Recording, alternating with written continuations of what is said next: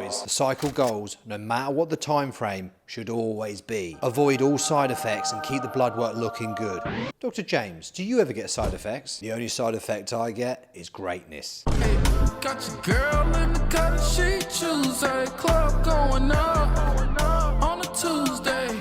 Of course, we want to build muscle, recomp, and just look better than we did before. The definition of a short cycle is going to be 6 to 8 weeks. And for a longer cycle, we're looking at 16 to 24 weeks. Faster acting orals and esters are required. We need to rush things. Using higher than normal dosages. I ain't got time to breathe. Stacking with high dosages leads to fast changes. That acceleration in size comes from more red blood cells and increased muscle glycogen. I've got a feeling this is going to lead to more side effects though. Why ain't you a genius? Someone that goes for more gear in a short time frame that doesn't have patience is risking lots of sides. Stop it! The blood work is going to look like garbage very quickly. Lipids look bad, systemic inflammation, kidney stress, the bun and the creatinine is going to go up from all that increased muscle protein synthesis. And if you're using aromatizing compounds and eating a lot of food, you're going to have those flagship obvious estrogenic burden symptoms. Bruh. Foggy mind, bloated, you're not on top of the blood work, the side effects get nasty. Because doubling the dose of test doesn't give you double the strength.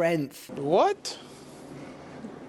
Bro, what are you talking about, man? When you're gaining mass, cardio is essential. You have to get your body used to your ascending weight. Even doing it over 20 weeks, I found it difficult. Cardio was my worst enemy.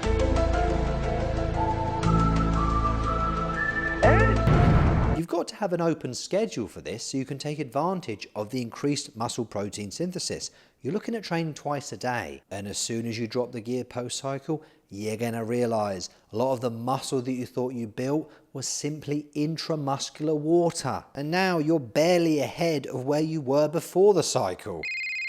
Dr. James speaking. Yeah, my next patient, who is it? Mr. Ghost. Ah, yes, Mr. Ghost. Tell him I can't see him right now.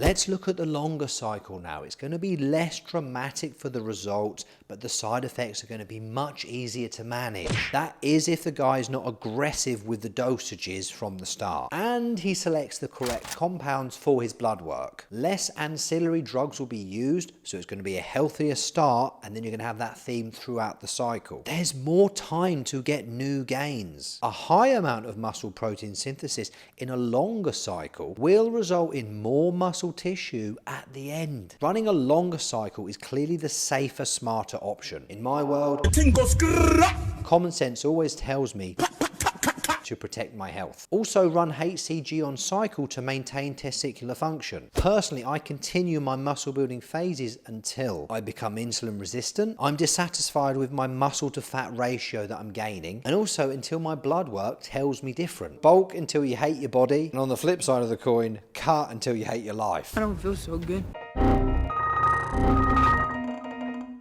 If someone has made their decision to do steroids, you want results and you want safety. Longer, lower, slower, safer. But what if I'm a bit scared, I don't really know what I'm doing, and I just want to get in and then get out? That's a fear-based mindset, and it's going to attract all the problems and issues that you don't want. Some guys do not get the results they want in their first cycle, so in their second cycle, they go very aggressive. They double everything and go in hard. The first week, they're doing nearly a gram of gear. Blood work does not even cross their minds. Getting off at the right time is important. Shouldn't just run things forever. What are you, my father? In a 16-week cycle, if your progress has stalled, it's due to systemic fatigue. Your body has had enough. And over the cycle, we want to avoid static dosages. That means the dosage escalates over time, as well as the food or the manipulation of the calories. If your biomarkers look bad early on, you can't add anything in. Stop it.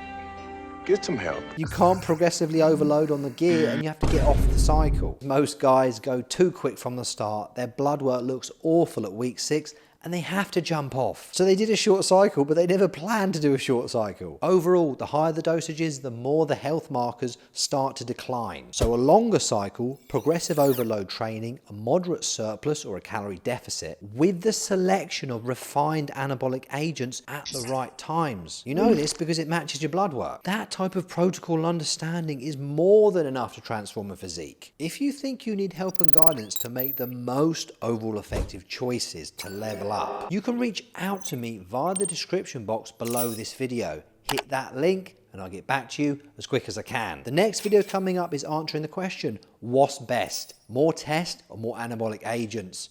200 milligrams of Primo, 200 milligrams of test? I'm out.